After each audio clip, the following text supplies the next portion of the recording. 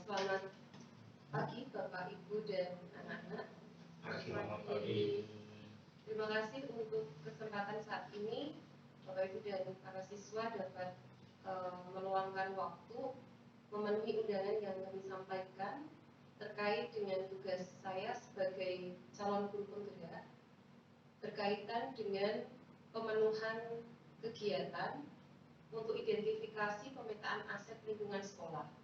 Jadi hari ini kita ada agenda tunggal, yaitu kita akan memetakan aset atau potensi dari lingkungan yang ada di sekolah ini, di SMK Kristen Bima Klaten. Tapi mungkin sebelumnya ada hal yang dapat disampaikan dari Bapak Kepala Sekolah.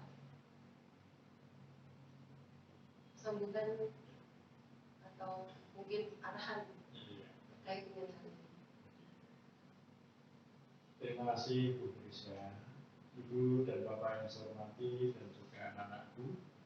Di sini juga siswa ya, untuk perwakilan yang saya cintai dan saya banggakan. Hal yang pertama tentu saja kita selalu mengungkapkan rasa syukur kita ketika di setiap nafas kehidupan kita merasa ada dalam penyertaannya, sehingga apapun yang kita lakukan boleh berjalan sesuai dengan kehendaknya. Seperti yang disampaikan oleh Bu Rizka, saat ini kita ada dalam satu pertemuan di mana nanti kita akan ada diskusi terkait dengan pemetaan aset lingkungan di sekolah kita. Nah, ini dihadirkan beberapa unsur dari sekolah, di samping saya selaku kepala sekolah, ada wakil kurikulum, ada wakil humas, ada perwakilan dari guru, dari orang tua, bahkan dari siswa. Nah, ada pun nanti beberapa yang akan dibicarakan dalam pertemuan ini, nanti topik-topiknya Bu Trisha akan untuk menyampaikan, dan mohon nanti ditanggapi dengan baik sesuai dengan situasi dan kondisi yang ada dan nyata, dan kami pastikan apapun yang kita dapatkan melalui pertemuan ini boleh menjadikan kontribusi yang positif dalam bangun sistem yang sudah ada di sekolah kita, sehingga visi sekolah akan terwujudkan baik. Demikian awal percakapan sambutan kami. Ada kurang saya mohon maaf, mohon bisa dilanjutkan dengan agenda yang lain. Terima kasih. Terima kasih Bapak Kepala Sekolah untuk arahan dan sambutan yang sudah diberikan. Dan saat ini kami akan masuk pada agenda tunggal, yaitu pemetaan aset. Namun sebelumnya, jadi latar belakang mengapa saya meminta Bapak Ibu dan para siswa dapat hadir dalam kegiatan ini, yaitu tentang bagaimana kita bisa membuat satu program sekolah. Mungkin saat ini saya menghadirkan ada perwakilan dari OSIS, Mbak Florentina, sama dengan perwakilan dari siswa, yaitu Mas Wahyu. Ya, di sini karena sekolah ini kan tetap berjalan dengan adanya satu program. Nah, program di sini tentu saja akan melibatkan siswa, baik mungkin dalam program kurikulum, program humas, ataupun kesiswaan. Semua ini melibatkan siswa, terutama kaitannya dengan kegiatan akademik maupun non-akademik.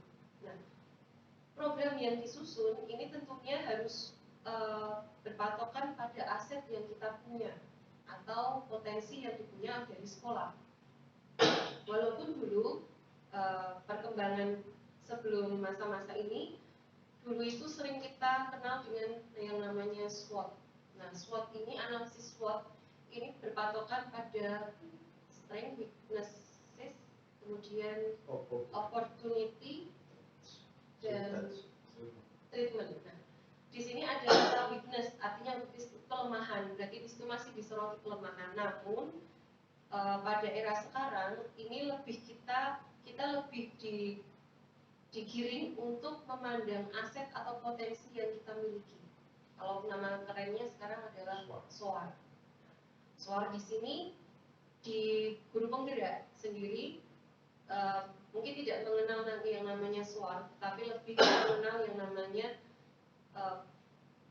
pemecahan masalah berbasis aset atau potensi. Nah, potensi di sini ada beberapa yang kita soroti, yaitu ada 7. Sebelum kita masuk pada diskusi, mungkin saya sampaikan dulu, ada 7 aset yang mendasari kita berbicara. Namun di sini kita harus mengenal dulu, sekolah ini merupakan sebuah komunitas yang memiliki sumber daya. Sumber daya ini banyak sekali unsurnya. Nah, sumber daya di sini saling menopang satu sama lain sehingga nanti akan muncul potensi-potensi atau hal-hal yang bisa mendukung terselenggara atau tersusunnya program dari sekolah. Modal atau aset yang kita punya dari sekolah itu ada 7. Yang pertama yaitu modal manusia. Modal manusia ini meliputi sumber daya manusia yang ada, baik mulai dari kepala sekolah, guru, bahkan sampai tingkat yang bagian pesuruh atau OB, office boy-nya. Bahkan siswa pun menjadi satu aset atau modal dari sekolah, yaitu modal manusia. Kemudian yang kedua adalah modal sosial. Nah, modal sosial di sini dapat dimaknai sebagai norma atau aturan yang mengikat warga masyarakat yang ada di dalamnya dan mengatur pola perilaku warga. Nanti kita akan menggali apa saja modal sosial yang kita punya di sini. Nah, contoh-contoh yang termasuk modal sosial ini adalah asosiasi atau kelompok atau komunitas masyarakat, baik formal maupun non-formal. Kemudian yang ketiga adalah modal politik. Nah, modal politik di sini berkaitan dengan kekuasaan, kebijakan. Modal politik ini dapat dikenal sebagai salah satu aset yang melahirkan kebijakan-kebijakan yang berorientasi pada kualitas pembelajaran. Misalnya, kepala sekolah berwenang dengan kewenangannya yang dimilikinya, menggunakan kewenangannya membuat kebijakan yang mengakomodir kepentingan warga sekolah dan peningkatan kualitas pembelajaran yang berpihak pada murid. Ini modal politik. Kemudian modal agama dan budaya. Nah, mungkin di sini yang bisa kita soroti, modal agama di sini kita berada di sekolah yang heterogen, akan muncul apa saja yang bisa digali dari keheterogenan kita di sini. Lalu yang kelima adalah modal fisik. Nah, fisik di sini ada 2, yaitu modal utama yaitu bangunan yang bisa digunakan sebagai kelas ataupun infrastruktur dan sarana prasarana mulai dari saluran pembuangan, sistem air, mesin, dan sebagainya. Lalu yang terakhir adalah modal finansial. Ini dukungan finansial yang selama ini mengakomodir terlaksananya kegiatan di sekolah.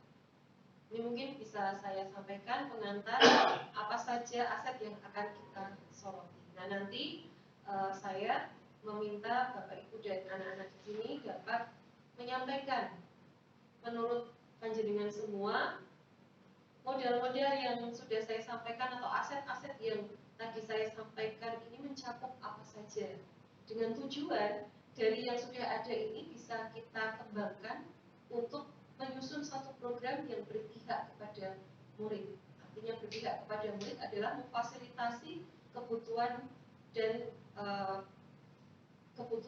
bisa menyalurkan potensi yang murid miliki.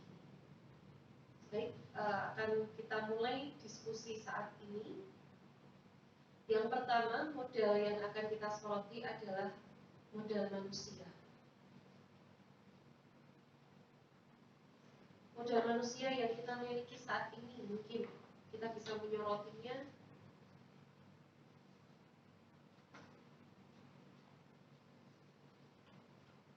yang jelas. Kalau yang namanya sekolah pasti ada guru, kemudian ada karyawan dan ada siswa di sini. Terus nih Bapak Ibu, berarti modal manusia di sini bisa kita akomodir. Yang pertama adalah kepala sekolah, kemudian guru, karyawan, siswa. Nah, dari model manusia ini sebenarnya kita bisa mengupas lagi kepala sekolah atau guru atau karyawan atau siswa dengan tingkat pendidikan. Nah, di sini mungkin Bapak Ibu bisa membantu saya mengidentifikasi atau ke apa ya, selain potensi latar belakang pendidikan, mungkin juga kemahiran yang beliau miliki seperti itu. Monggo Pak. Saya dulu. Saya tidak akan menyampaikan dari sisi kepala sekolah saja, tapi saya akan berpendapat untuk mulai dari SDM yang bertugas sebagai kepala sekolah, guru, karyawan atau siswa. Jadi untuk kepala sekolah ini memang dituntut adanya beberapa kemampuan atau kompetensi. Yang pertama, kemampuan di bidang edukasi. Sehingga kepala sekolah itu idealnya sebelum jadi kepala sekolah jadi guru, supaya tahu di dunia guru itu seperti apa, termasuk nanti pengembangan kebijakan seperti apa dan seterusnya. Supervisi yang disupervisi apa, nah, kemampuan kepala sekolah di bidang edukasi. Terus juga yang kedua, kemampuan kepala sekolah di bidang manajerial. Kemampuan kepala sekolah di bidang administrasi, ya, kepala sekolah sebagai administrator, ya, tahu surat menyurat, ya, tahu bagaimana melakukan rekomendasi. Jadi kemampuan kepala sekolah di bidang edukasi, manajerial, administrator, ya, supervisor, inovator, leader, dan motivator. Nah, ini kemampuan minimal yang sebaiknya dimiliki oleh seorang kepala sekolah. Dan untuk masalah latar pendidikannya, memang saat itu tidak ada yang menentukan kecuali hanya S1. Namun ada baiknya yang lebih dari itu. Tidak hanya kepala sekolah, juga guru sebenarnya. Demikian pula guru ini juga paling tidak memiliki 4 kompetensi. Kompetensi pedagogik, kompetensi pribadi, kompetensi sosial, dan kompetensi profesional. Dan ini pendidikan minimal S1. Untuk karyawan, jadi memang semuanya kompetensi apapun diharapkan minimal D3. Namun pada kenyataannya di surat kita, ketika peraturan itu dilangsungkan, masih ada beberapa karyawan yang saat ini masih ber-SK di surat kita, padahal belum D3. Ya. Nah, sehingga ya kita menerima. Dan siswa juga demikian, siswa pun tidak serta-merta begitu dapat diterima, tapi juga dilakukan seleksi. Ya. Mungkin dari sisi pengetahuan awalnya bagaimana, keterampilan awalnya bagaimana, karakternya bagaimana, ya, motivasinya apa. Jadi yang kami sampaikan ini merupakan prasyarat-prasyarat sebagai melengkapan SDM yang akan memenuhi syarat di modal manusia yang terdiri atas kepala sekolah, guru, karyawan maupun siswa. Terima kasih Bu Riza. Mungkin dari Bapak Ibu atau anak yang dapat menggali dari modal manusia ini atau potensi manusia. Iya, sedikit ya. Sebenarnya tadi sudah lengkap disampaikan oleh Pak Guru. Administrator, manajerial, kemudian supervisor, itu semua sudah mencakup semua. Tapi ada yang perlu sedikit yang harus dimiliki di dalam modal manusia itu yang pertama adalah kompetensi komunikasi itu juga sangat penting. Jadi seseorang bisa mengatur, bisa administrasi, menjadi inovator, leadership dan lain-lain itu. Kalau tidak memiliki kompetensi komunikasi, dia tidak akan bisa berkembang. Sebab dalam arti sosial itu komunikasi antar lembaga ataupun siapapun itu sangat penting. Kalau tidak memiliki ya sulit berkembang. Apalagi berhadapan dengan pemerintah, masyarakat itu sangat penting untuk komunikasi. Kemudian yang kedua kompetensi emosional itu juga sangat penting. Ya. Kadang-kadang orang untuk mengendalikan emosi itu tidak mudah. Betul tidak mudah. Istilahnya apa ya? Rendah hati, mungkin apa, apalagi orang yang sudah memiliki level tinggi baik di bidang ilmu, ekonomi dan sebagainya, kalau emosional tidak bisa mengendalikan sok timbul apa ya? Sifatnya apa ya? Diktator dan sebagainya itu. Maka emosional itu harus penting. Saya ingin menambahkan dua ini untuk teman-teman, termasuk anak. Jadi anak itu juga harus bisa mengendalikan emosi. Kalau sekarang saya melihat anak-anak itu sosok untuk mengendalikan emosi masih sulit sekali. Untuk mengendalikan etika sopan santun juga sulit. Ya. Maka kompetensi emosional, psikologis dan sebagainya itu juga sangat penting bagi anak. Apalagi guru yang menghadapi anak yang bermacam-macam harus pandai-pandai. Seorang guru menghadapi 50 anak di kelas harus bisa menjiwai 50 anak itu sehingga bisa menerapkan itu saja. Namanya menambahkan sedikit ya Pak. Yang faktor pendidikan juga, kemudian pengalaman bekerja atau pengalaman mengajar itu penting juga. Ada orang siswa guru baru dengan guru yang lama itu cara mengatasi anak itu juga lain-lain gitu. Makin punya pengalaman mengajar lebih banyak, biasanya semakin baik. Kemudian keterampilan atau kompetensi tadi sudah diberikan kasus, dan juga karakter dari sumber daya manusianya. Jadi karakter itu juga diperlukan, karakter yang bisa dicontoh. Itu yang bisa kami katakan. Dengan melalui pengupasan modal manusia ini, artinya kita menyoroti sekarang dari apa yang kita hadapi di lingkungan sekolah ini, bagaimana dengan modal manusia yang kita miliki berdasarkan pengalaman kerja, karakter SDM yang bisa dicontoh, kemudian kompetensi komunikasi emosional, lalu kompetensi dasar kepala sekolah, guru, karyawan, dan siswa. Ini apakah memang sudah memenuhi sekolah kita atau ada yang perlu peningkatan atau bagaimana?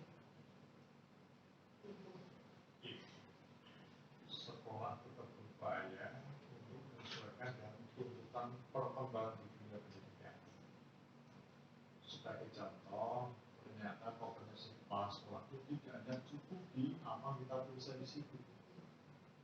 Namun di awal tahun 2000 atau pertengahan tahun 2018 itu dipengertikan kepada semua kepala sekolah bahwasanya kepala sekolah wajib mengikuti penguatan kepala sekolah yang dibuktikan dari sertifikat penguatan kepala sekolah. Penyelenggaranya lebih lembaga KSU saat ini.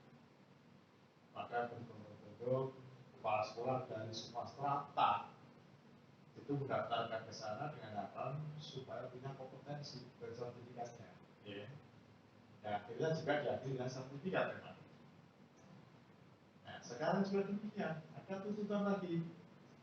Kepala sekolah yang datang tidak cukup hanya melalui penguatan kepala sekolah, tapi harus pernah menjadi guru penggerak. Nah, ini pun juga sekolah berupaya untuk menyesuaikan hal itu. terus kanan dulu. Di tempat kita, di mana background kita adalah sekolah kejuruan, ini tentu saja ada pembelajaran yang sifatnya teori dan juga ada yang dikategorikan dalam pembelajaran praktek. Setiap guru dalam pembelajaran apapun diharapkan juga memiliki kompetensi yang terkini. Nah, sehingga selalu saya upayakan, mari Bapak Ibu guru ikuti dengan perkembangan terkini. Sebagai contoh, kalau sekarang trennya itu kurikulum merdeka, ya, semua harus punya apa ini di sini namanya? Iya, PMN. Namanya apa itu? Paketnya ini namanya? Iya, platform merdeka mengajar itu ya. Install itu. Nah, installnya namanya apa ini? Aplikasi. Ya, tadi. Aplikasi untuk Merdeka Mengajar. Ya, di situ ada platform Merdeka Mengajar. Nah, kita harus menyesuaikan.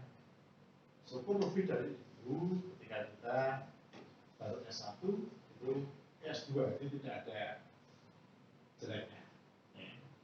Demikian pula untuk guru yang praktek atau kejuruan. Ini pun juga kalau hanya puas dengan ijazah kesarjanaannya tanpa ditempa dengan keterampilan-keterampilan yang terkini, saya rasa juga akan ketinggalan. Sehingga guru-guru kita tuh hampir semuanya memang sudah menjadi asesor. Ya. Juga ketika ada peluang untuk diklat yang sifatnya kejuruan ataupun pemagangan di industri, juga kita ikut sertakan. Dan ini dalam upaya untuk mempresisikan SDM kita dalam ranah guru atau kepala sekolah dengan situasi tuntutan dunia pendidikan yang berbeda. Demikian siswa, kita tahu siswa kita itu secara kuantitas memang berkurang. Karena apa? Kami kembali pada orang tua. Secara kuantitas berkurang, harapan kami secara kualitas bertambah. Karena apa? Kami juga ingin supaya siswa yang ada ini biar sedikit tapi berkualitas. Tidak banyak tapi tidak berkualitas. Nah, nanti itu mengertilah para siswa ini ada kebijakan yang semacam, jadi wis angelah-angelah, kalau tidak mendukung situasi dan kondisi yang sejalan dengan kebutuhan sekolah, kita kembali pada orang tua. Ini dalam rangka meningkatkan kualitas isi SDM, khususnya dari ranah siswa. Demikian Bu Nisa. Sehingga dapat kita simpulkan bahwa memang untuk model manusia yang pada intinya terdiri dari kepala sekolah, guru, karyawan, dan siswa, ini secara umum sudah memenuhi kompetensi-kompetensi yang kita jabarkan tadi, serta masih dalam taraf pengembangan untuk menyesuaikan kebutuhan yang saat ini sedang diminta dari pemerintah atau lembaga yang menaungi kita. Nah, kita bisa melanjutkan ke model sosial. Model sosial tadi ini berkaitan dengan norma atau asosiasi yang ada di sekitar kita. Nah, model sosial. Mungkin bisa saya sampaikan lagi, modal sosial ini dimaknai sebagai norma atau aturan yang mengikat masyarakat yang ada di dalamnya dan mengatur pola perilaku warga, juga unsur kepercayaan dan jaringan antara unsur yang ada di dalam komunitas. Mungkin ini modal sosial yang sudah kita miliki.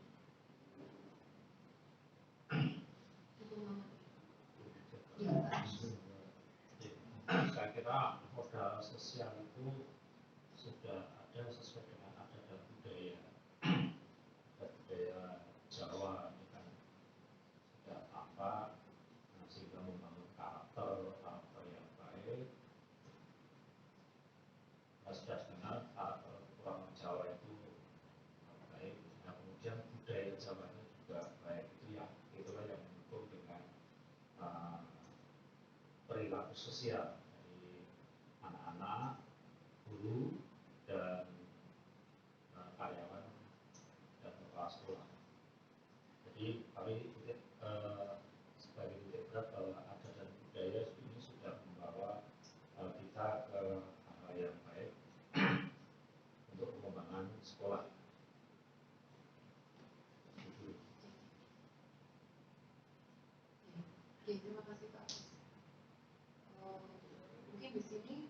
bisa menggali lagi untuk asosiasi atau mungkin jejaring kita yang terkait dengan modal sosial ini sehingga bisa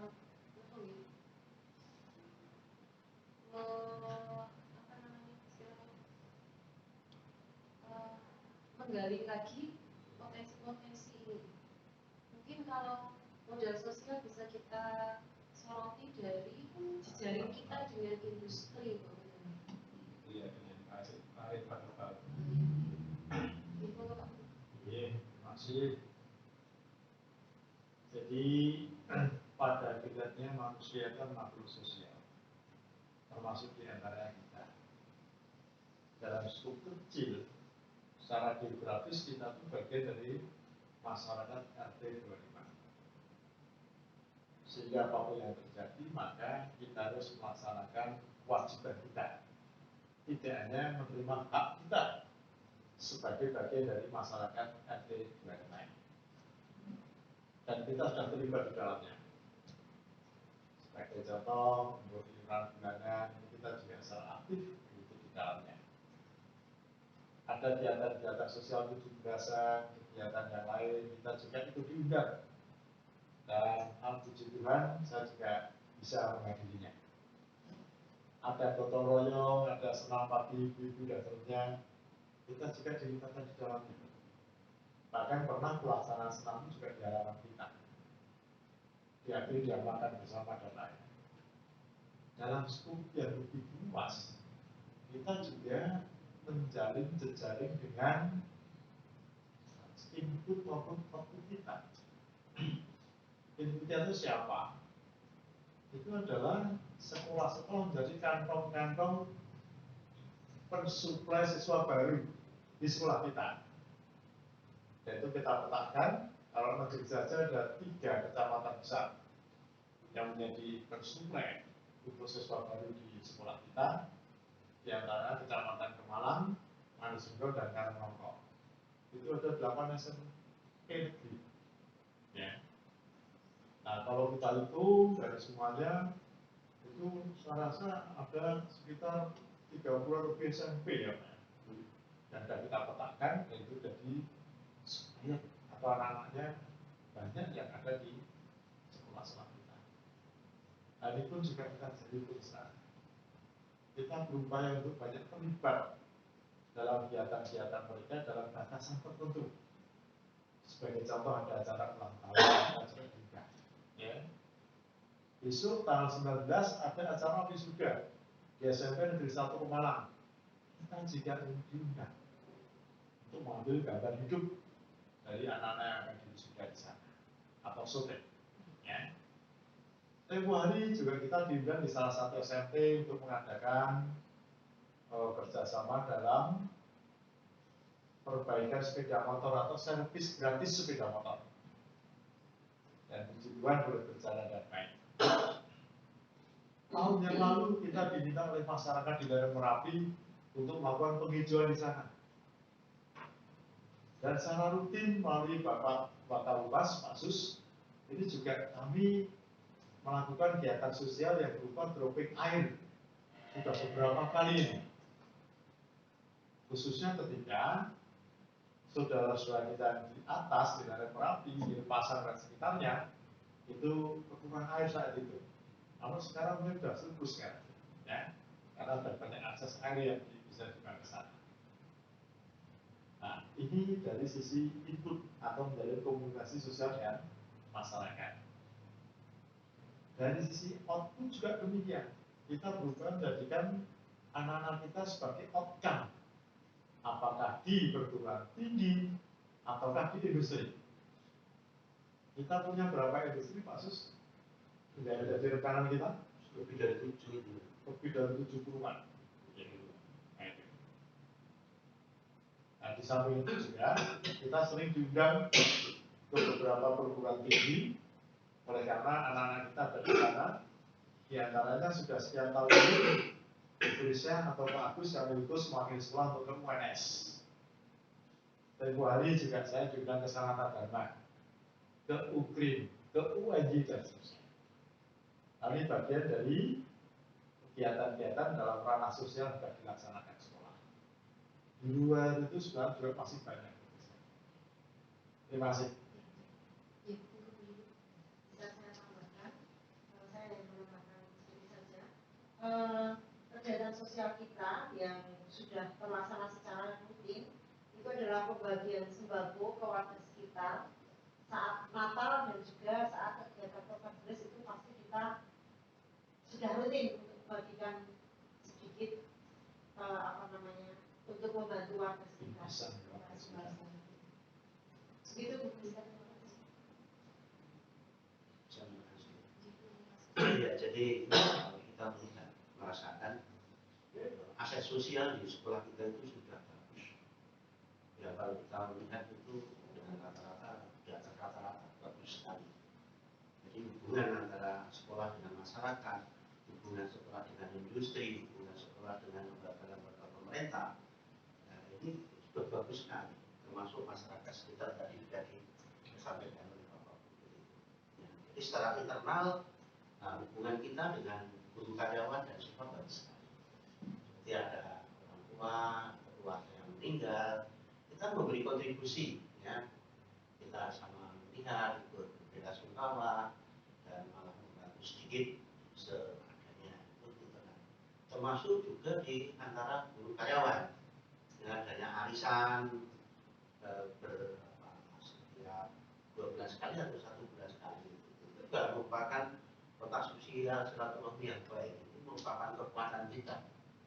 Maka dengan adanya keakraban ini akan membuat sekolah kita ini semakin eksis. Kemudian yang kedua yaitu secara eksternal, tadi hubungan keluar. Tadi disampaikan beberapa kita kepada masyarakat, kepada masyarakat di daerah, membantu dan sebagainya. Juga melihat kondisi agama kita, ya, ini juga aspek sosial yang sangat penting, ya, karena tidak lepas dari apa yang menjadi budaya kita. Toleransi sekolah kita itu sangat besar. Ya, kegiatan agama bisa diambil oleh siswa, termasuk guru karyawan, ini betul-betul kita itu menghormati. Tentang norma agama memang sangat dijunjung tinggi. Itu saja, Bu. Terima kasih. Ini dari anak-anak ada tambahan? Ya, mungkin yang kamu rasakan di sekolah kita. Tidak ada. Belum ada ya? Ya. Terima kasih untuk penggalian di aset sosial yang begitu banyak, dan pada intinya kita sudah memiliki berbagai aset sosial sebagai model kita nanti untuk lebih lagi memprogramkan. Tadi ketika kita melihat ada beberapa program-program yang dulu pernah terlaksana dan mungkin nanti akan bisa menjadi dasar kita mengembangkan program-program selanjutnya. Kemudian yang ketiga yaitu modal politik. Modal politik bisa saya ulang kembali bahwa modal politik ini tidak hanya dimaknai sebagai aktivitas demokratis dalam tataran politik praktis, tapi merupakan kemampuan kelompok untuk mempengaruhi distribusi sumber daya di dalam unit sosial. Sebagai kendaraan dalam mencapai tujuan, modal politik berkaitan dengan kekuasaan dan kebijakan. Modal politik menjadi satu instrumen melalui sumber daya manusia yang dapat mempengaruhi kebijakan untuk mencapai kepentingan. Selain itu, dapat bersifat struktural, apalagi apabila merujuk pada atribut dalam sistem politik yang menajamkan partisipasi dalam pengambilan keputusan. Modal politik. Dulu kita juga pernah menerapkan sistem demokrasi beberapa waktu yang kemarin, kemudian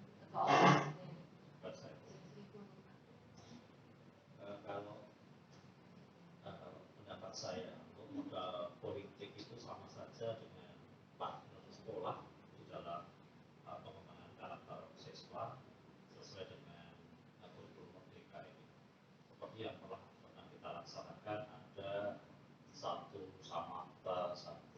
siaga, Sabtu sehat, itu adalah wujud dari sekolah melaksanakan politik yang berhubungan dengan instansi lain. Misalnya Sabtu Samapta, kita mengambil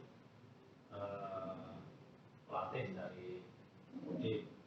Nah, berarti kan bisa sama sekolah dengan Kodim baik untuk membina terjalinnya kerjasama yang baik dengan Kodim, dengan polisi, dengan Sabtu Siaga, kemudian dengan puskesmas, dengan untuk membangun kesehatan, dan juga tadi sudah disebutkan bahwa kita dalam melaksanakan pilihan proses itu dengan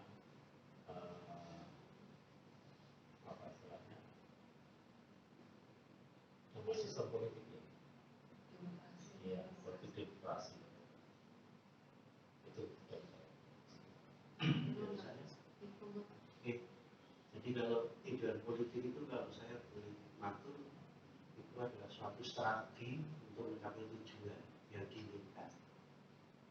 Bagaimana pihak lain kita bisa merekrut, bisa menjalin hubungan yang terbaik agar apa yang kita inginkan itu bisa tercapai.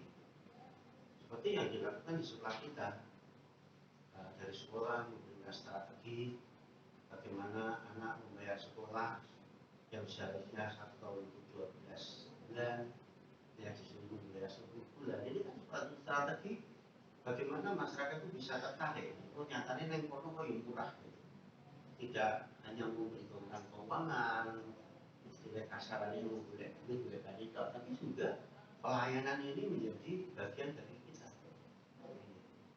Kemudian sekolah melalui Bapak Kepala Sekolah bisa memberikan kesempatan pihak-pihak lain, baik pemerintah maupun masyarakat, memberi kesempatan untuk berada di sekolah kita ini, untuk latihan, untuk pertemuan dan sebagainya. Ini juga strategi kita, memperkenalkan sekolah kita kepada mereka. Ternyata sekolah kita itu punya potensi yang besar dan baik. Ini kan akan menimbulkan simpati bagi mereka. Ini adalah strategi juga. Nah, kemudian bagaimana kita selalu mendekatkan diri dengan masyarakat, dengan pemerintah. Kalau saya menilai Pak Pun itu luar biasa. Potensi komunikasi dengan pemerintah itu sangat baik, dekat sekali. Bahkan sampai dipercaya sering digunakan oleh pemerintah, sekolah-sekolah negeri itu bukan berarti dihukum konon-kononan, bukan. Tapi itu sebenarnya bagaimana Pak Pun itu ingin menerapkan mereka supaya dia dekat. Ya istilahnya kalau cerdak kan ya ketemu nggak gampang gitu. Nenek apa-apa ya kebahagiaan. Tapi kebahagiaan yang positif itu saya kira seperti itu. Masih banyak lagi sebenarnya potensi politik yang harus kita terapkan dan yang sudah dilakukan di sekolah kita itu sudah banyak. Itu.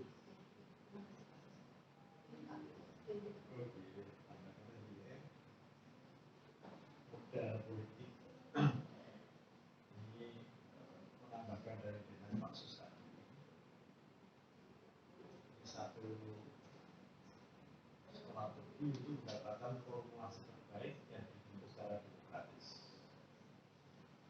Nah, kalau tadi Pak Sus ini sudah mencermati strategi yang tidak salah dengan stakeholder eksternal kita. Saya akan atur yang dilaksanakan secara internal. Sebagai contoh, setiap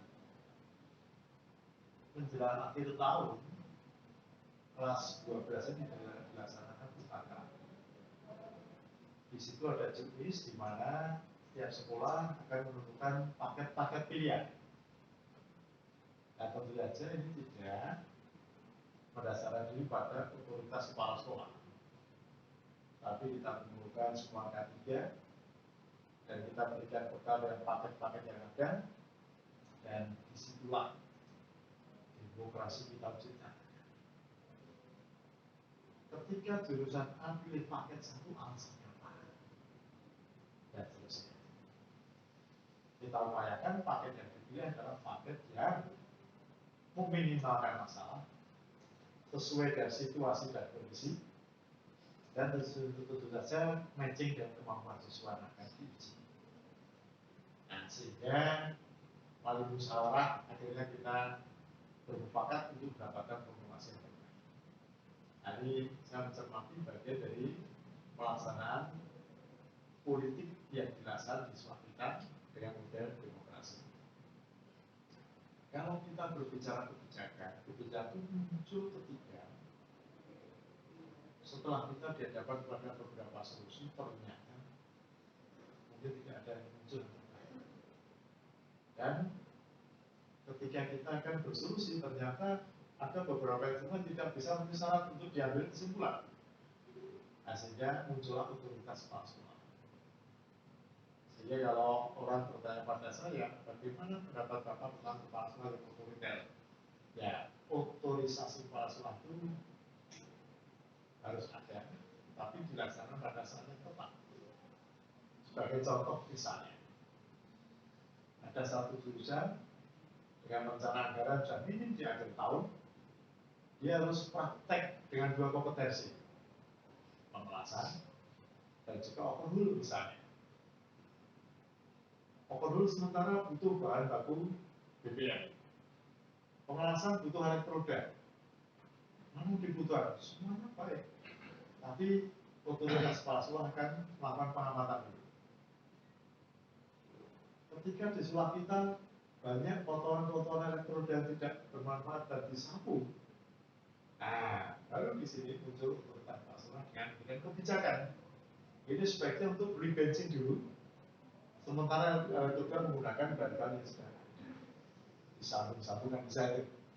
Elektroda seperti biting yang untuk kelas loh. Ada munculnya kebijakan itu di situ. Ya. Jadi otoritas kepala sekolah perlu, tapi situasional. Ya. Tapi sebelum muncul kebijakan dengan otoritas kepala sekolah yang ada di dalamnya, itu sebaiknya demokrasi diutamakan.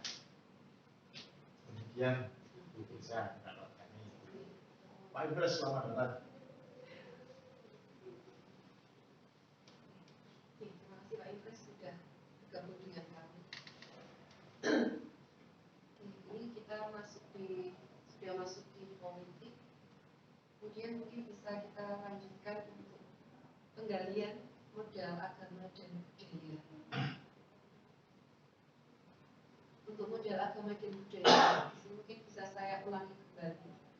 Agama merupakan sistem berperilaku yang berdasar dan berfungsi untuk mengintegrasikan perilaku individu dalam sebuah komunitas, baik lahiriah maupun simbolik. Agama menuntut terbentuknya moral sosial yang bukan hanya kepercayaan, tetapi juga suatu perilaku atau amalan.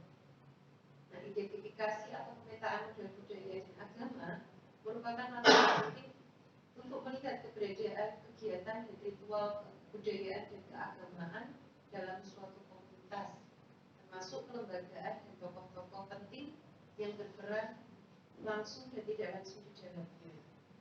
Nah, ini bagaimana untuk aset agama dan budaya yang ada di sekolah kita untuk mungkin anak-anak bisa memberikan bagaimana kondisi kehidupan agama di sekolah kita. Memang dengan yang berbeda. Mungkin bisa komentar apa?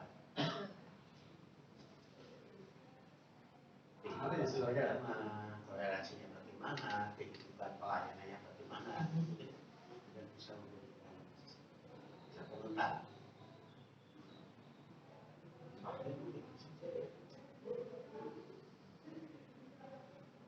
Apakah mengalami kesulitan ketika berteman dengan teman yang berbeda agama? Bukan kesulitan, kendala. Kalau dia berkelompok, kalau tidak berarti nyaman, tak mengapa nyaman. Gitu. Monggo. Enggak. Florentina.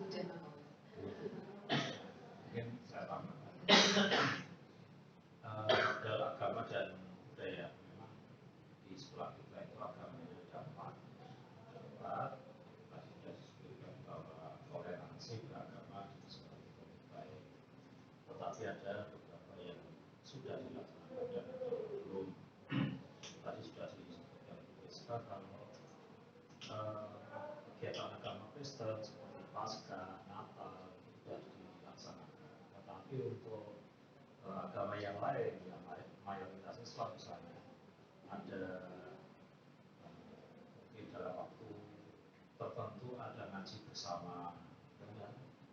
Kemudian ada pada saat puasa buka bersama yang kita.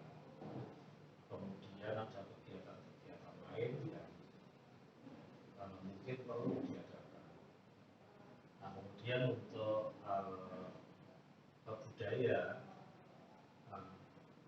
budaya di SMK kelima itu sudah baik. Contohnya setiap ada kegiatan upacara itu pun juga merupakan budaya. Upacara bendera, peringatan hari ulang tahun Republik Indonesia, dengan kita agak memeriahkan dengan lumba-lumba dan seterusnya.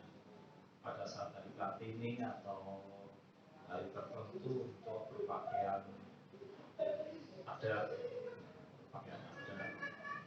itu pun juga merupakan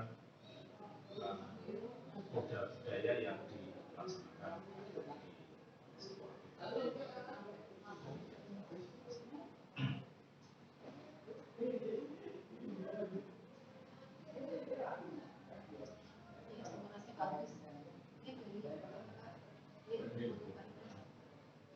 Oke, itu ada modal agama dan budaya, berarti kan itu modal itu untuk amal.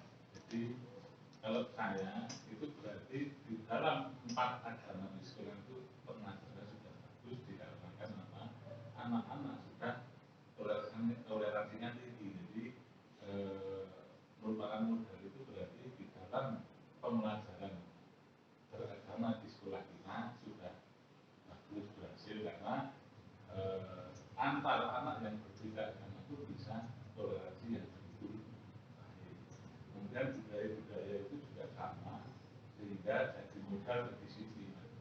Jadi budaya itu di sekolah kita kedisiplinan itu sebagai modal untuk kedisiplinan juga berpakaian, beranggur dan yang lainnya. Dan kalau agama itu adalah modal untuk sifat atau kelakuan anak kita juga sudah sebagai besar itu menjadi agama untuk bertindak baik, bertindak baik, kenakalan yang begitu signifikan, jadi masih di rata-rata baik untuk agama. Itu dulu saya. Terima kasih Pak.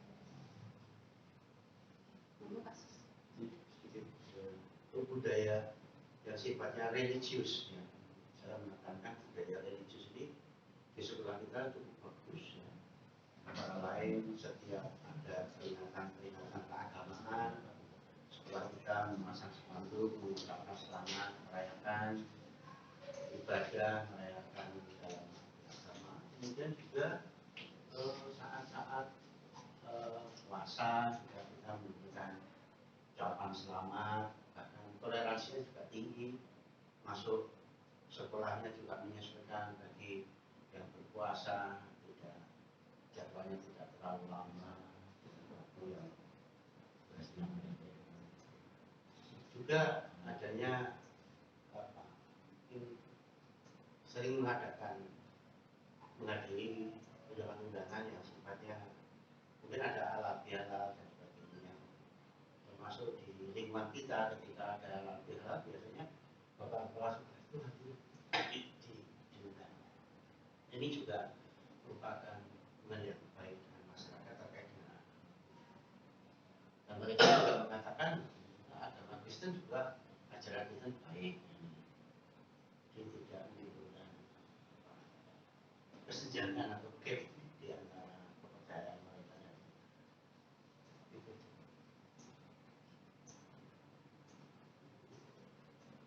Terima kasih Pak. Mungkin ada lagi? Ya, terima kasih.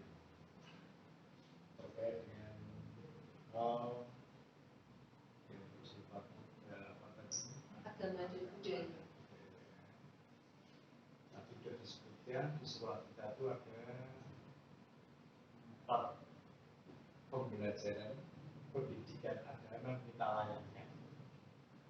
Jadi memang kita mengacu pada peraturan yayasan, di mana yayasan juga berpijak pada Undang-Undang Dasar 1945 yang di dalamnya ada kewajiban tiap warga negara Indonesia itu benar untuk melaksanakan apa yang menjadi agama atau keyakinan. Intinya begitu. Sehingga dalam implementasinya di samping di sekolah kita juga ajarkan pendidikan agama dan keyakinannya, juga kita siapkan untuk ruang doa. Di adanya ruang doa. Ya. Terus juga adanya keleluasaan saudara-saudara kita untuk berpakaian dalam atribut tertentu karena keyakinannya.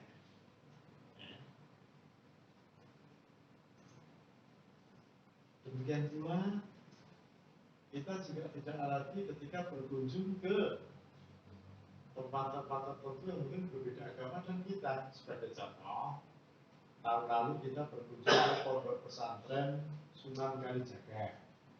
Untuk apa? Untuk melaksanakan bakti sosial di sana. Dan puji Tuhan diterima dengan baik oleh pengasuh pondok pesantrennya, Gus Susilo ya. Ini. Dan ini berkesinambungan karena ketika di sana ada hajatan apapun, ya puji Tuhan juga sekolah ini diundang dan saya upayakan saya datang apapun acaranya. Dan ternyata mereka juga mendoakan kita. Di warga sebelah, ini anak-anak kita ketika hari Jumat untuk menghormati yang beragama Muslim, pembelajaran kita hentikan pada jam 11.45 maksudnya. 11.15 maaf. Nah, untuk apa? Ya, untuk melakukan kegiatan keagamaan. Nah, di mana? Nah, ini kaitan dan sosial juga. Ternyata sebagian besar anak kita melaksanakan Jumatan tidak hanya di rumah, tapi ada yang di masjid depan sekolah ini. Ini bagian dari apa yang disebut tadi modal agama dalam implementasi seperti itu. Ini masih untuk modal agama sudah banyak sekali yang bisa kita gali, yang pada intinya penerapan tentang toleransi beragama, kemudian sebagai modal siswa dalam memiliki karakter yang baik ini juga sangat besar pengaruhnya, sehingga kita bisa meningkatkan karakter. Ini ada orang itu bocah mana? Semoga tidak mana mas? Iya. Setahun ulang sekian kali. Ya Pak, ya. Bisa kita melanjutkan untuk modal fisik. Modal fisik di sini ada dua, yaitu bangunan dan infrastruktur. Tentunya ini sangat menonjol sekali dan bisa kita lihat. Mungkin dari Pak Florentina atau Mas Wahyu bisa menggali modal fisik yang kita miliki. Fisik itu artinya yang kita lihat bangunan di sekolah.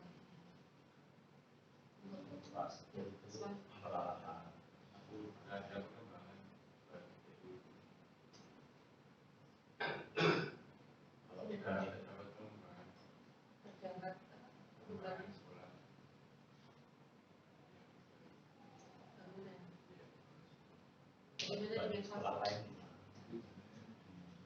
Nah, sekolah lain yang kamu tahu? Tidak bisa membandingkan. Menurutmu untuk yang bagian bengkel misalnya, di bengkel, menurutmu apakah sudah layak, sudah baik, atau masih banyak kekurangan? Ya, bengkel sudah komplit dibandingkan sekolah yang lain. Pak Florentina?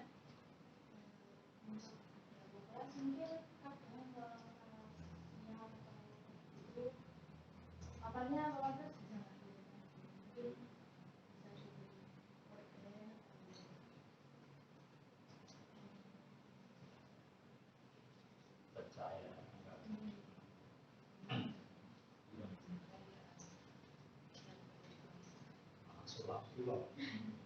kenyamanannya kurang.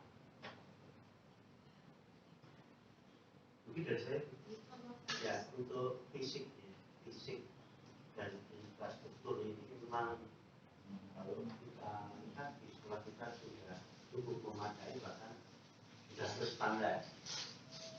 Kelas sudah berstandar, kemudian bengkel sudah berstandar, kemudian media infrastruktur komunikasi internet sudah mantap, sudah bagus. Yang perlu kita perhatikan di sini adalah bagaimana kita itu mengadakan perawatan dan perbaikan. Ini yang perlu. Dan perawatan dan perbaikan ini memang perlu sekali perhatian. Termasuk anak-anak itu juga masih ada beberapa siswa yang belum mempunyai rasa memiliki sekolah. Jadi merusak barang itu kadang-kadang sok merasa tidak bersalah.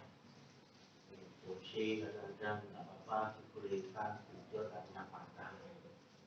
Kemudian meja itu ditutup-tutup sekali tembok. Ini kan anak ini kan belum memiliki rasa memiliki. Dia hanya menikmati saja. Padahal itu sudah bagus.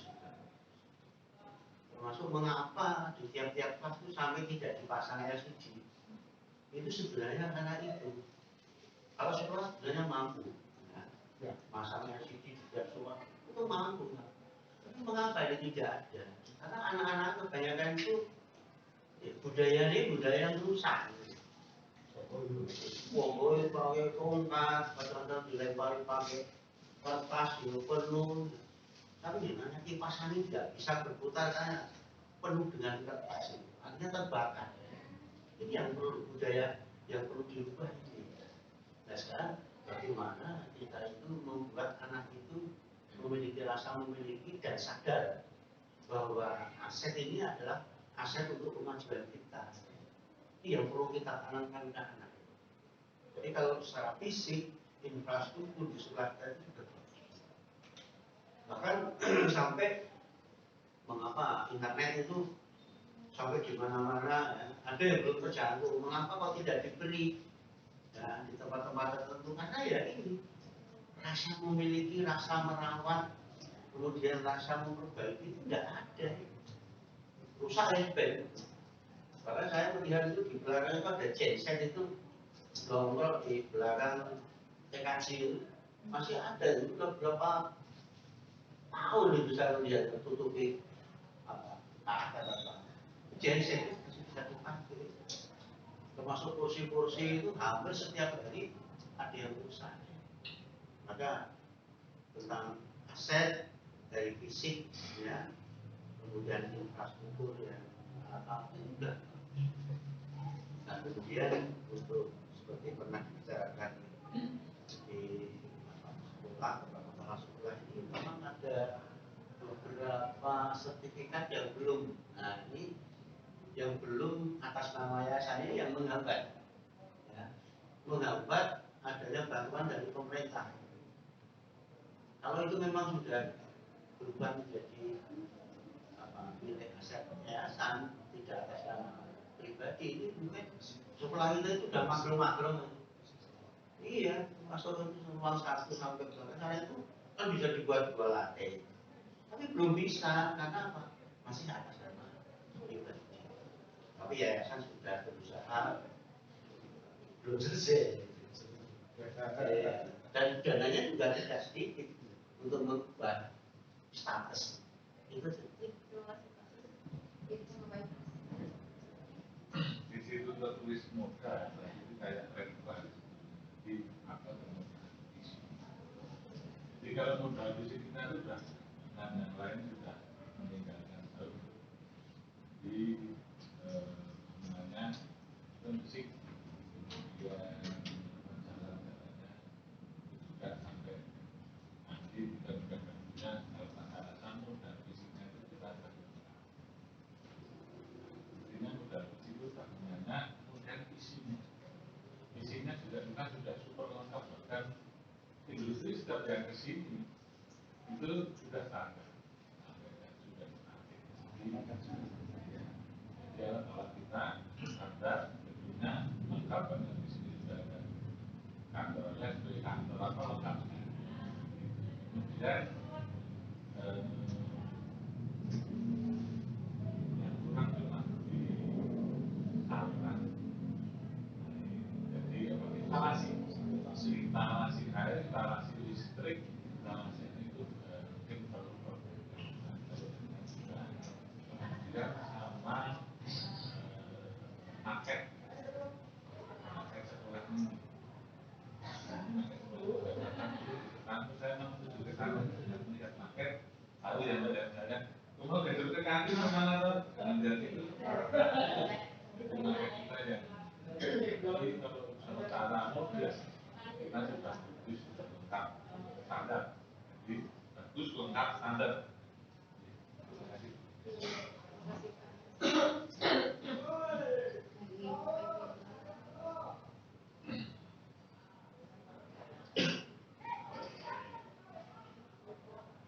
Terima kasih pembicaraan. Jadi memang eksistensi sebuah lembaga, khususnya yang pendidikan dalam hal ini sekolah, itu memang tidak lepas dari keberadaan sarana prasarana. Apakah itu gedung yang digunakan untuk ruang belajar, apakah itu alat-alat pembelajaran berupa alat praktek detail, atau sarana-sarana lain yang terkait dengan masalah fisik. Di sekolah kita, tadi Pak sudah mengatakan itu salah milik saudaranya, karena saya datang di sini tahun 2009 ya. Ya kalau singkat saya matur belum seperti ini. Yang kelihatan aja belum punya aula, sekarang punya aula. Terus berikutnya pula ruang TPSM itu dulu tempat untuk pembuangan sampah. Yang kalau jam 9 kena sinar matahari, buahnya udah sampai kemana-mana. Ya, sini kita sedang. Rasio perbandingan jumlah rombel dengan ruang kelas dulu juga tidak imbang. Sehingga ada dibelajarkan mungkin di sekarang sudah bisa masuk semuanya. Ya, sudah dapat ruangan semuanya. Tidak ada anak yang belajar tidak mendapat uang sehingga terpaksa harus di halaman. Ya. Kalau sekarang ada di halaman itu oleh karena menciptakan situasi pembelajaran yang menyenangkan. Nah, sehingga untuk alat ini saya rasa sederhana ramah paling jelas tadi sudah memadai, ya, sudah cukup memadai. Nah, untuk itu saya juga setuju dengan yang Pak Sus tadi. Ini kelemahan kita itu di masalah perawatan dan pemeliharaan. Yang pertama itu, yang kedua kepedulian supaya ada rasa dari self of belong dari semuanya, tidak hanya siswa. Kalau tadi Pak Sus mengatakan mungkin dari siswa karena ada kursi yang dibalik, ada kipas belum dimatikan, ada keran sudah suruh, nggak ada orang, saya kira ada kuning, semua pohon peteng, ya. Nah, ternyata lupa dimatikan. Karyawan juga demikian, tadi masalah pembayaran jajan. Februari saya melihat tower kita, saya malah mau disuruh brocok, tali mana ini, nah ini, itu Pak. Nah, jadi tanaman juga sampai gondrong seperti yang dirapek kan, nek gondrong ini mau pelem rapopo, tapi nek gondrong itu seperti merapek. Tadi saya mengalami apa yang kasus itu, jadi rasa memiliki dari kita itu belum terpaksa. Akan adanya alat atau sarana dengan nama ini kasus juga sangat baik. Kalau saya boleh menggaris bawahi di atas rata-rata, ya. Sampai-sampai saya pernah mengatakan bapak guru yang kedua, efeknya rasa batuk nonton semuanya, ya. Sampai-sampai dari Garajo aja datang ke bengkel otomotif, wah sudah belum dari yang ada di sana. Nah, kita belum punya apa satu alat itu. Dulu mau sudah punya ini, karena sudah sama. Ya. Jadi standarisasi alat kita sudah berhasil untuk setiap jurusan. pusat-pusat, tinggal pemeliharaan. Demikian pula backup pendampingan kita juga sudah cukup memadai. Sebagai contoh, jurusan otomotif ini pendampingnya adalah Daihatsu, perusahaan besar. Sepeda motor pendampingnya adalah dari Astra Motor. Bahkan ketika Astra Motor itu mendampingi kita untuk kali yang pertama, sesudahnya ada lebih 30 sekolah yang mendaftarkan diri untuk bisa belajar di sini secara tenang. Ada sekolah negeri maupun swasta. Saya ingat catatan yang ada di sana. Ya. Karena setelah kita sudah dirujukan jurusan itu, ketika sekolah manapun di Jakarta yang ingin menjadi binaan sekolah Astra Bunda Motor, maka harus ada pembelajaran ke sini dan rekomendasi ke sini. Dari TKJ ini juga backupnya Telkom, ya.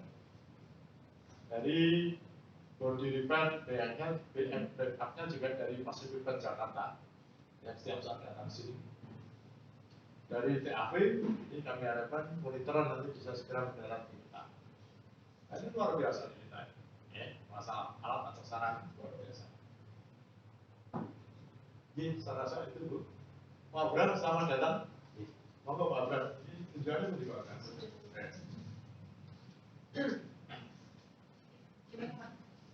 Ya, mohon maaf ini mungkin tambahan untuk Bu Krisna. Iya. Sudah masuk ke modal kelima nih. Iya. Ini tolong nanti ditambahkan kita strategi informasi pangan.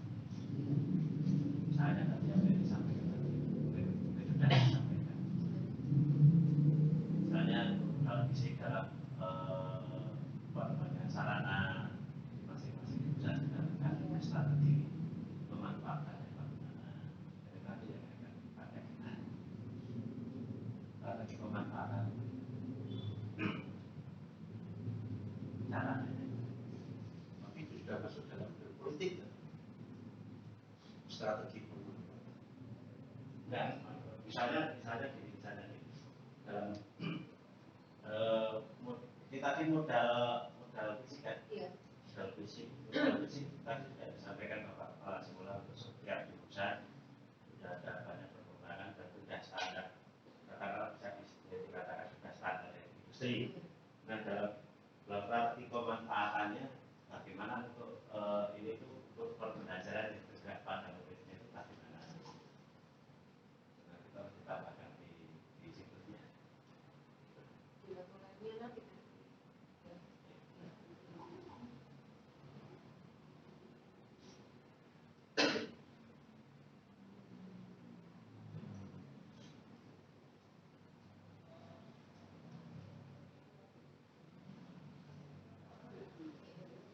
Ini dilanjutkan dulu di model lingkungan, mungkin untuk yang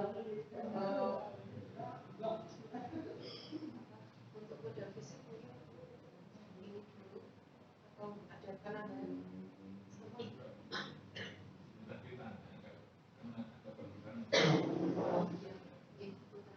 Ada keperluan apa?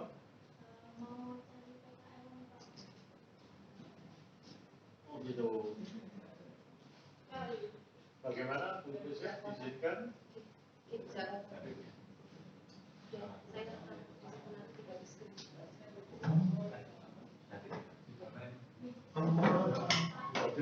Oh, sorry. Terima kasih Mbak.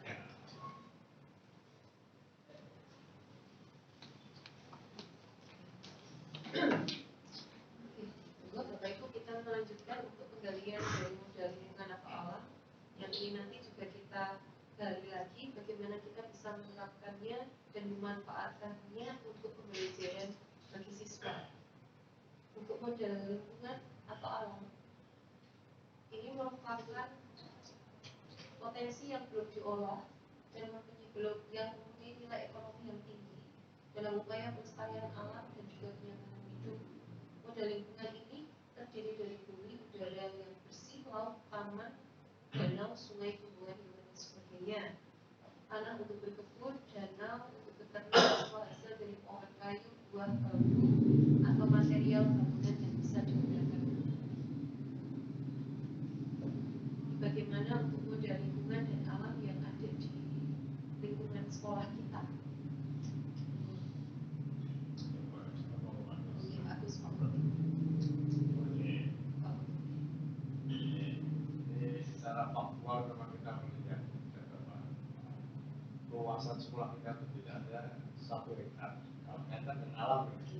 rekomendasi yang lain mungkin kita bisa bicarakannya. Sehingga ya seperti yang kita cermati sekarang ini, masa sepeda motor pun juga kita menikmati halaman. Ya. Kalau ketika ada halaman yang kira-kira produktif, saya sudah berupaya untuk melakukan dengan wisata nanti apa ini, Lombok nomornya. Di sebelah sana itu, ya. Dan ternyata juga tidak berhasil. Coba pakai paranet juga tidak berhasil. Artinya apa? Kira-kira kultur tanahnya itu tidak baik untuk hal yang kaitan dengan masalah kelompok dengan buah. Ternyata bawahnya itu dulu buatan apa? Bongkaran bangunan itu, dan belum. Dan itu yang lain saya rasa ada yang ada di sini kita manfaatkan di kelompok lahan yang ada ini hanya untuk penghijauan saja. Dan ini pun saya rasa dalam menuju school itu luasannya juga rasio perbandingan kita juga masih kurang. Itu kalau kaitan masalah. Ini atau sulit begitu. Ya, jadi potensi lingkungan, ya lingkungan dan alam. Kalau yang di sekolah kita ini hanya air, ya. Air memang dicukupi oleh alam. Tidak terlalu dalam, bahkan belum mendapatkan air yang mudah untuk yang kemudian tentang sanitasi bagus. Ya, kalau dilihat dari tanahnya yang memang tanah pertanian sehingga untuk persapan itu bagus, pembuangan air juga mudah, tidak menimbulkan masalah, termasuk juga saluran irigasi ini tetap hidup dari masyarakat lewat ini dan seterusnya. Dan untuk green school ya memang lahannya seperti ini, dengan bangunan juga untuk mewujudkan lingkungan itu yang susah sekali. Tapi untuk membuat tanaman-tanaman hias ini sudah diusahakan sudah maksimal dengan sistem pot.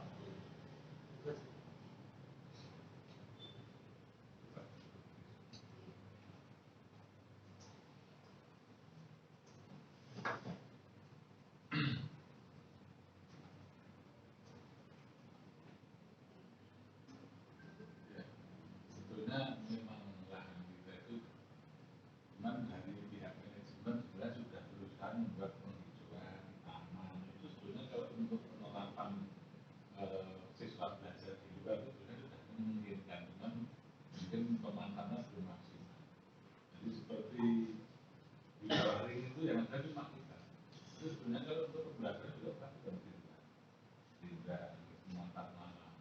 Kemudian juga di B5 saya lihat juga sudah berusaha lewat pot, Pak, karena memang lahan kita seperti itu penghijauannya pakai pot. Tapi mungkin pemeliharaannya yang kurang. Tapi sebenarnya rohnya sudah bagus karena lahannya tidak ada, pakai pot, pakai apa itu keindahan. Jadi ketika anak-anak itu belajar itu juga dimungkinkan dengan melihat itu fresh, dengan melihat haul-haul, dengan melihat tanaman itu sebetulnya yang di rohnya itu seperti karena kita mungkin pemanfaatan kita belum maksimal. Tapi kita sudah berusaha. Jadi untuk modal lingkungan sebenarnya sudah ada penghijauan harus di situ. Itu penghijauan itu kalau nanti dimaksimalkan sebagai taman sehingga untuk pembelajaran akan nyaman. Pembelajaran tidak di kelas saja, Pak. Yang pembelajaran di rumah. Jadi itu misalnya modal penghijauan untuk pembelajaran. Itu sudah dilakukan tapi belum maksimal.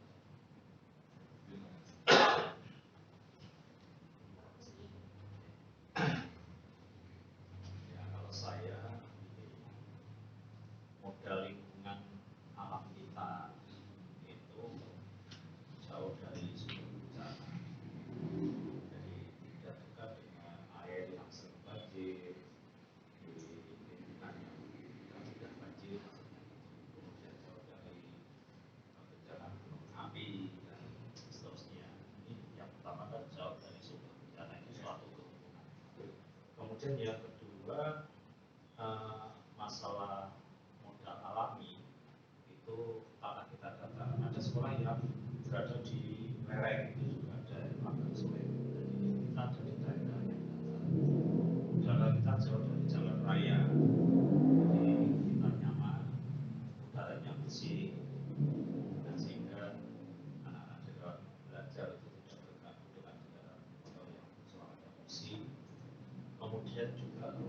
fasilitas atau bangunan yang jauh dari hewan-hewan peliharaan. Misalnya dari ada gedung yang dihuni oleh kelelawar sehingga bangunannya sudah enak, kemudian mungkin juga sebagai rumah kucing, anjing, tikus dan sebagainya itu juga jauh dari itu. Dan juga di sekolah juga ada taman-taman kita yang juga mendukung dari kenyamanan atau kesejukan dari sekolah.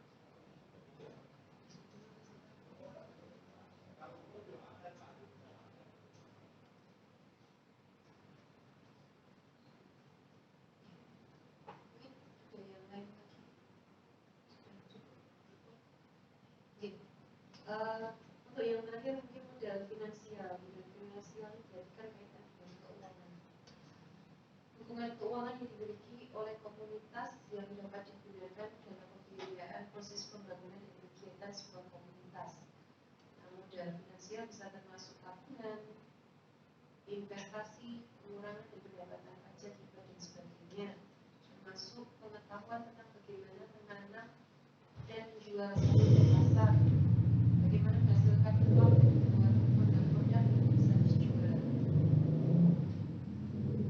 Bagaimana untuk modal finansial yang kita miliki kaitannya juga dengan pembelajaran yang digunakan dalam pembelajaran bagi anak-anak.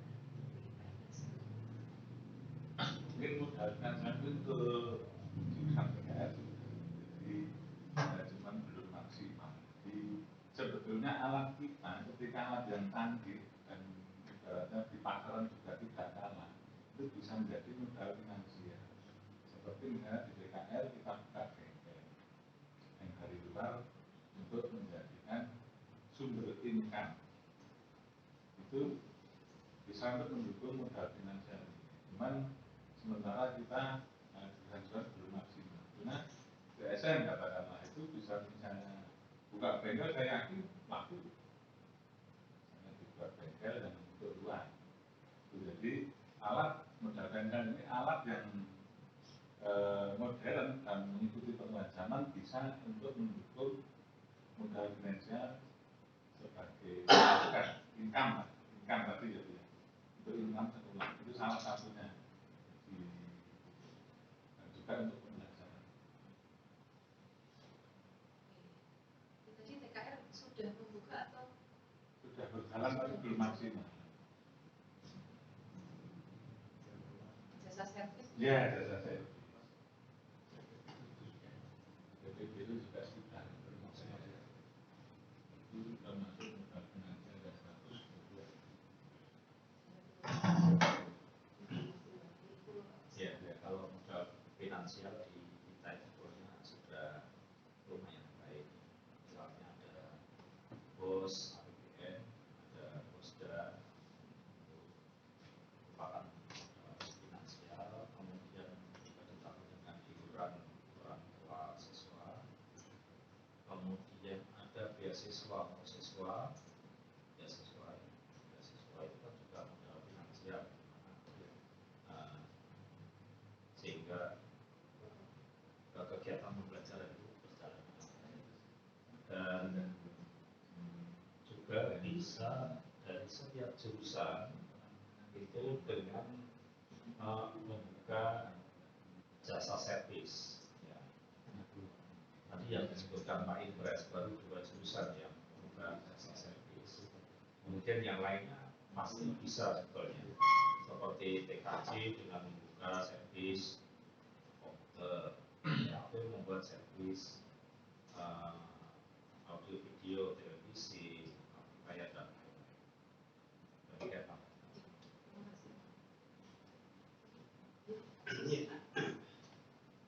Untuk modal finansial itu sebenarnya sumbernya banyak. Tadi sudah disebutkan Pak Agus. Tapi juga ada modal finansial yang produktif, seperti adanya unit produksi. Tadi disampaikan Pak Ibu kalau buat ya, di otomotif, di bodi, Tapi yang lain sebenarnya bisa. Dulu pernah di PGA itu dulu pernah membuka bengkel di sana. Tapi nyatanya pengelolaannya itu ya kurang bagus. Bahkan manajemennya ya tertutup, tidak terbuka, tidak pernah ada laporan dan sebagainya, sehingga seakan-akan menjadi bengkel pribadi waktu itu. Sehingga pemasukan ke sekolah itu seakan-akan tidak ada. Itu terakhir yang itu ngapain kasih itu kasih Pak Sudi pasti ya. Itu tentang modal finansial yang jadi unit produksi. Tapi di sisi lain sebenarnya ada itu ya. Seperti BKK. BKK itu juga merupakan modal finansial. Bisa mendatangkan keuntungan yang besar. Kalau itu memang dikelola dengan baik. Itu pada waktu Pak Safei itu ya memang dia bisa menjadi duit tapi kurang terbuka sehingga sosok ya kurang menguntungkan sekolah. Nah sekarang ini setelah diberikan Pak Cahyo itu ya berjalan, tapi banyak sifatnya tidak mencari untung, pelayanan, melayani. Jadi yang namanya menyalurkan siswa nggak kawan itu orang bayar plus, malah tombol. Nah, kemarin itu ikut di Jogja pendaftaran PAMA, tidak daftar, tidak nomor pendaftaran, tombol yuto itu. Iya, sampai Pak Pur sendiri ya saya matur, wah ini betul rapat Pak Sudi. Saya mencari waktu sampai sekarang itu belum bisa. Dan itu memang harus profit oriented gitu. Dan begitu orang itu untuk pendaftaran berapa? Saya pernah, Pak, ini pelayanan seperti ini orang yang mengkai linknya saja ke perusahaan. Nanti kalau ada yang diterima anak syukuran, tapi kalau nggak ada yang diterima, udah 500 daftar ke, orang sih ketompo, apa oleh duit oleh tompo. Saya sampai begitu. Terus bagaimana kita itu memberikan istilahnya ya fee kepada teman-teman yang bekerja minimal itu, apalagi sampai nanti kontribusi ke sekolah kayak gitu. Ya dari mana itu? Tapi pun nanti kalau membayar nanti diputus hubungan dengan perusahaan. Nah, kalau perusahaan itu seperti itu ya pendek gitu. Ya biar mau itu ya putus, mau jadi nyambut gaji. Perusahaan boleh untungnya dewi ya gitu. Sampai seperti itu. Jadi, siapa pacarnya itu ya terlalu baik melayani. Maka suatu ketika kita perlu adanya koordinasi baik di antara ya istilahnya manajemen lah ya. Bagaimana PKK kita itu betul-betul menjadi badan yang mempunyai profit oriented. Itu masih ada lagi. Ketika kita membuka seperti LSD, seperti pelatihan itu juga sebetulnya seperti di ini harusnya tidak kita kecil. Ini kita tawarkan kesimpulan yang masih bisa. Yuk, koordinasi dengan saya. Lalu itu tidak perlu istilah kita aja. Itu yang kedua, TUK kita lengkap.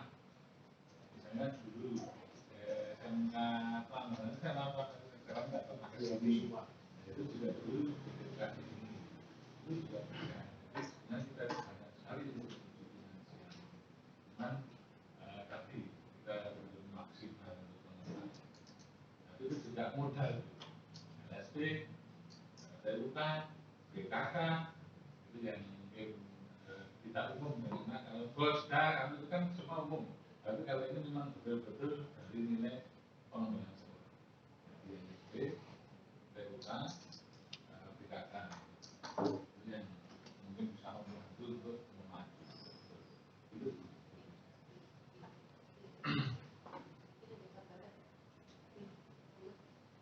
Terima kasih. Kalau kita melihat di modal 7 aset yang kita miliki, itu tadi kalau misalnya di finansial, kalau misalnya kita klarifikasi seperti yang disampaikan satu Pak Agus ya, dana bos, biar dana BUP, ya, kemudian dari apa namanya SPP ya, SPP itu yang aset netrality. Kemudian ada nggak beasiswa pihak ketiga? Sudah ya. Dan beasiswa kan banyak, beasiswa sekolah, beasiswa pihak ketiga. Nah terus kemudian yang perlu kita kelola itu di jurusan, memang benar dari jurusan itu tadi unit produksi itu kan sudah. Kemudian yang beasiswa miskin itu harusnya bukan beasiswa miskin itu apa? PIP itu kan juga satu aset bukan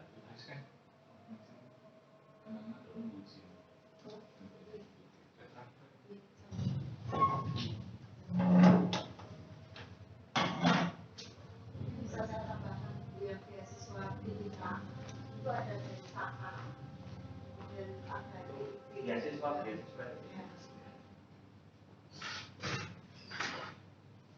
modal aset kita.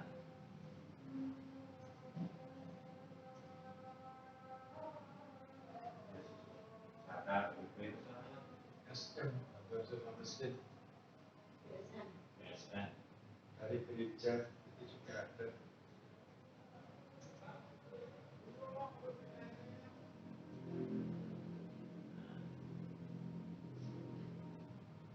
Juga ada dari orang tua. Masyarakat. Yang ada yang dibiayai oleh warga. Ada juga oleh warga itu. Berarti yang ketiga. Masuk. yang masuk. Itu satu aset kita cara finansial. Secara umum ini mendukung untuk kelancaran anak-anak dalam melakukan belajar di sekolah. Mungkin sudah ya untuk yang untuk modal finansial, aset finansial.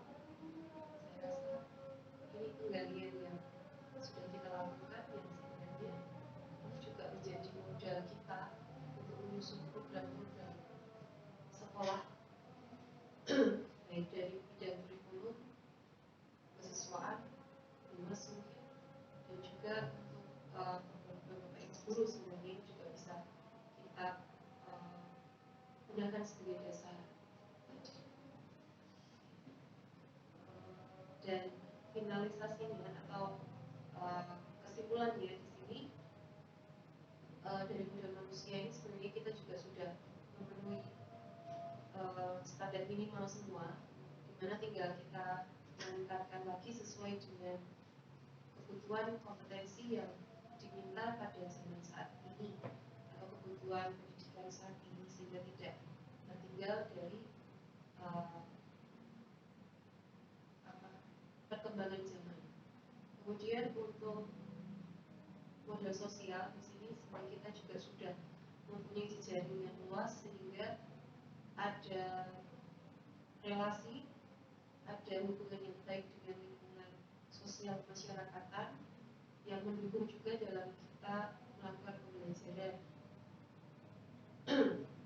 Kemudian contohnya kalau dari yang disebut oleh Pak Sus tadi, bagi industri, pemerintah, kemudian juga dari pihak internal, ini juga terbukti dari kita melakukan PKL nih Pak Sus, PKL, kemudian kunjungan industri, kemudian pembelajaran yang P5 yang juga disebutkan Pak Agus tadi.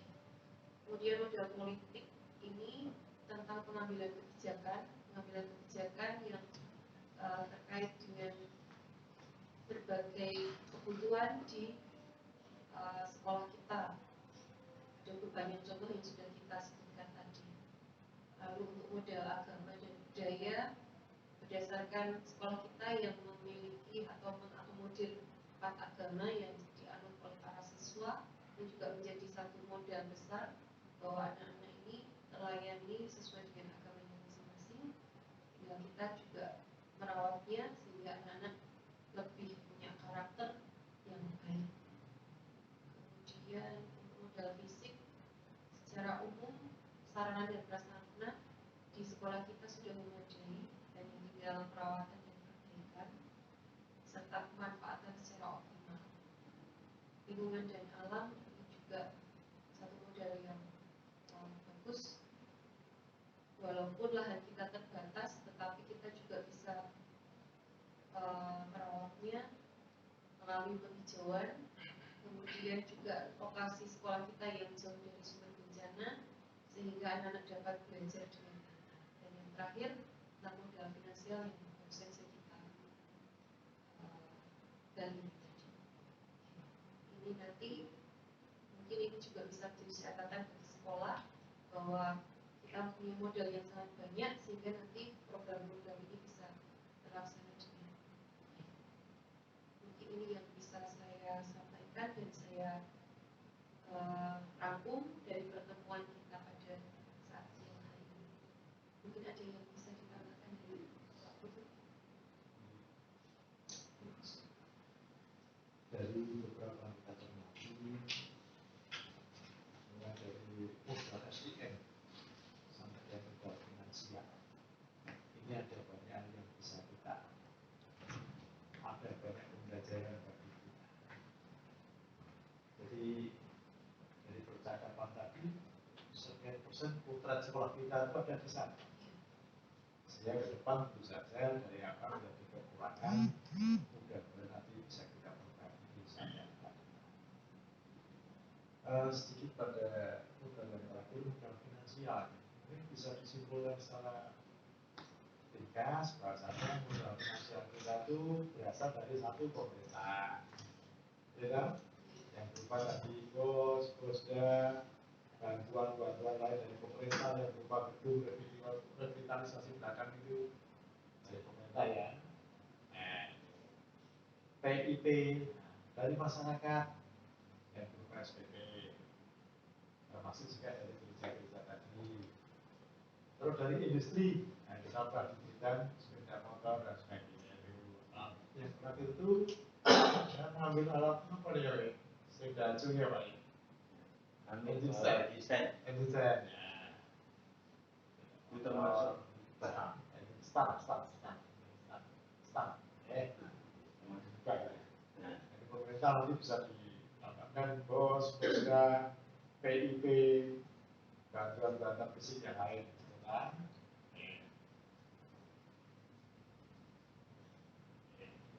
dari masyarakat SPP, dari gereja. Ya, itu aja kabar dari kami. Terima kasih atas banyak masukan juga yang sudah diberikan, dan juga saya berterima kasih pada Bapak Ibu dan anak-anak yang sudah meluangkan waktu untuk pertemuan saat ini. Semoga ini dapat bermanfaat bagi kita semua. Dan mungkin bisa ditutup. Bisa, kalau sudah selesai. Ya, pertemuan ini selesai dan kita akan tutup bersama, walaupun tadi tidak dalam doa, kita tutup dalam doa. Silakan. Kami mengucap syukur Tuhan untuk saat siang ini. Tuhan mengizinkan kami sudah melakukan satu pertemuan pembicaraan dan berdiskusi tentang penggalian aset modal yang dimiliki oleh sekolah ini. Begitu banyak yang ternyata kami miliki Tuhan. Kiranya ini menjadi satu bekal kami dalam penyusunan program yang bermanfaat bagi anak didik kami, bagi kami semua, dan bagi perkembangan sekolah ini. Kami menyerahkan segenap kehidupan kami dalam tangan kuasa-Mu, dan jika sebentar kami akan melanjutkan aktivitas kami, Tuhan tolong dan Tuhan jagai kami untuk kami dapat melaksanakannya dengan baik. Mohon pengampunan Tuhan jika dalam pertemuan ini terselip dosa dan kesalahan. Kami menyerahkan segenap kehidupan kami dalam tangan kuasa-Mu, dalam nama Tuhan kami Yesus Kristus, kami bersyukur dan berdoa.